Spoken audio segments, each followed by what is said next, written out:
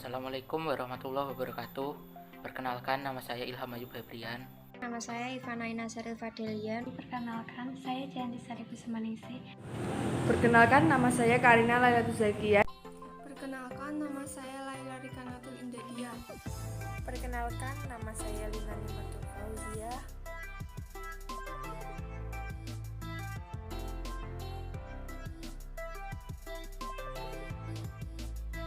Pengertian rekonsiliasi fiskal. Rekonsiliasi fiskal dapat didefinisikan sebagai salah satu cara untuk mencocokkan perbedaan yang terdapat dalam laporan keuangan komersial yang disusun berdasarkan sistem keuangan akuntansi dengan laporan keuangan yang disusun berdasarkan sistem fiskal. Pengertian koreksi positif dan negatif. Koreksi fiskal positif merupakan koreksi yang mengakibatkan laba fiskal bertambah atau rugi fiskal berkurang, sehingga laba fiskal lebih besar daripada laba komersial atau rugi fiskal lebih kecil dari rugi komersial.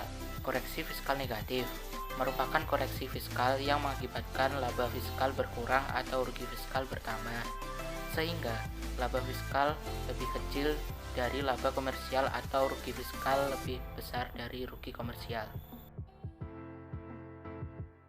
Koreksi fiskal positif bisa disebabkan oleh beberapa faktor seperti biaya yang dibebankan untuk kepentingan pribadi wajib pajak, penggantian atau imbalan sehubungan dengan perusahaan atau jasa, dana cadangan, pajak penghasilan, harta yang dihibahkan.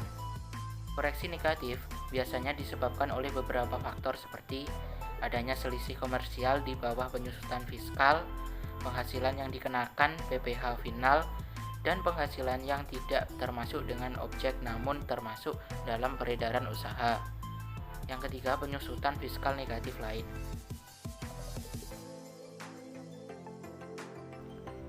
Beda waktu, beda tetap.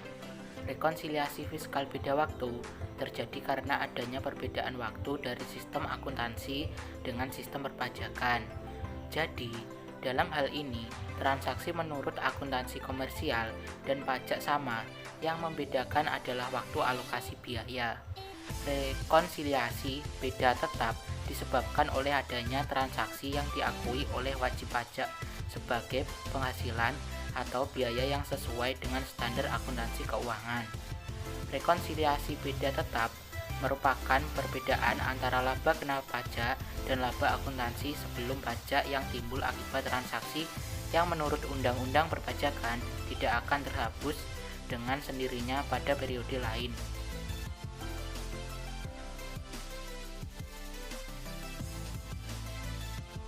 Tujuan rekonsiliasi fiskal adalah untuk menyajikan informasi sebagai bahan menghitung besarnya penghasilan kena pajak sesuai dengan self-assessment.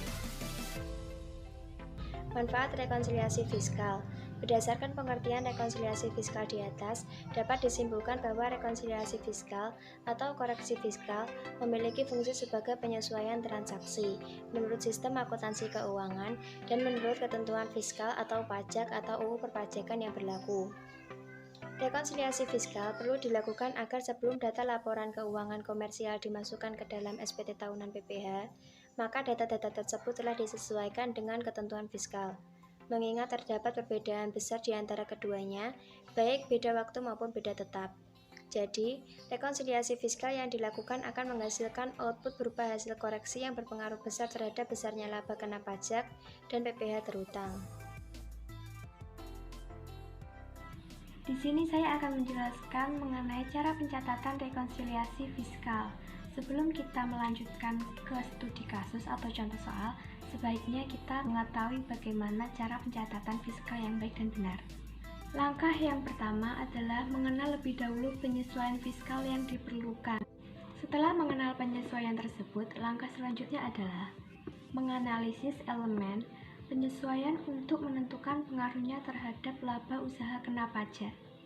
3. Mengoreksi fiskal dengan memantau angka koreksi fiskal negatif dan positif.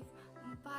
Menyusun laporan keuangan secara fiskal sebagai lampiran SPT tahunan pajak penghasilan. Ini saya akan menjelaskan tentang contoh kasus PT Abadi Jaya Sentosa AJS. bergerak dalam bisnis perdagangan kain tenun. PT AJS merupakan wajib pajak yang berdomisili di Jepara, Jawa Tengah. Informasi dan data laporan keuangan komersial PT AJS pada tahun 2019 adalah sebagai berikut dalam ribuan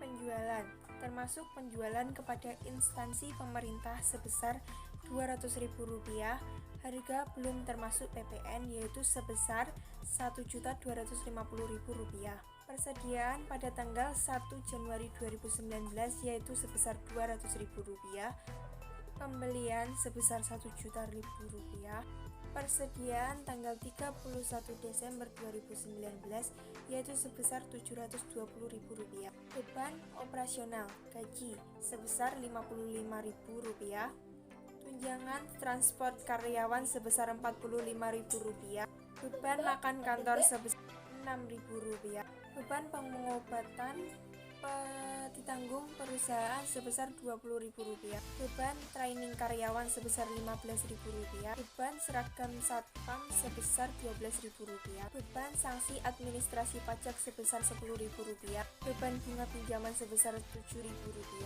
cadangan penghapusan piutang sebesar Rp5.000, beban jamuan tamu tanpa daftar, beban listrik dan telepon kantor sebesar Rp24.000, PBB dan bea materai sebesar Rp3.000, penyusutan aset tetap sebesar Rp40.000, premi asuransi kebakaran pabrik sebesar Rp10.000, bantuan untuk panitia HUT RI sebesar Rp5.000, sumbangan ke panti asuhan Amelia sebesar Rp8.000, pendapatan lain-lain, sewa kendaraan box kepada FA Sejahtera setelah dipotong PPh yaitu sebesar Rp9.800, keuntungan selisih kurs sebesar Rp5.000, penerimaan kembali PBB yang telah dibebankan yaitu sebesar Rp5.000, jasa giro bank semesta sebelum dipotong PPh yaitu sebesar Rp2.000, penghasilan bunga deposito sebelum dipotong PPh yaitu sebesar Rp1.000, laba neto penjualan dari Malaysia sebelum dipotong pajak penghasilan negara sumber sebesar 20% yaitu sebesar. Keterangan tambahan. Jenis aset bangunan permanen tahun beli 6 Juli 2016, harga beli dalam ribuan rupiah sebesar Rp400.000. Jenis aset kelompok 1 tahun beli 10 Desember 2017, harga beli dalam ribuan rupiah sebesar Rp60.000. Penyusutan fiskal menggunakan metode garis lurus. Persediaan akhir dinilai dengan metode LIFO. Sedangkan apabila dinilai dengan metode FIFO sebesar 700 juta rupiah. Membayar PPh pasal 22 sebesar 1,5% dikali 200 juta sama dengan Rp3.000.000. Membayar PPh pasal 23 sebesar 2% dikali 10 juta sama dengan Rp200.000. Membayar PPh pasal 25 selama 12 bulan untuk setiap masa pajak sebesar Rp5 juta selama tahun 2020.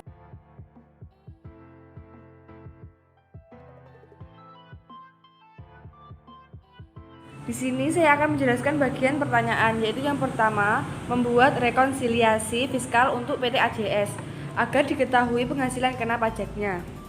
Yaitu PT AJS rekonsiliasi fiskal tahun pajak 2019 dengan bentuk rupiah.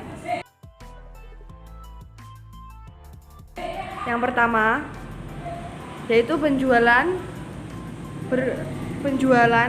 dengan nominal Rp1.250.000 menurut komersial dan menurut fiskal. Yang kedua, persediaan awal berjumlah Rp200.000 menurut komersial dan fiskal. Yang ketiga, pembelian yang berjumlah Rp1 juta menurut komersial dan fiskal. Yang keempat, persediaan akhir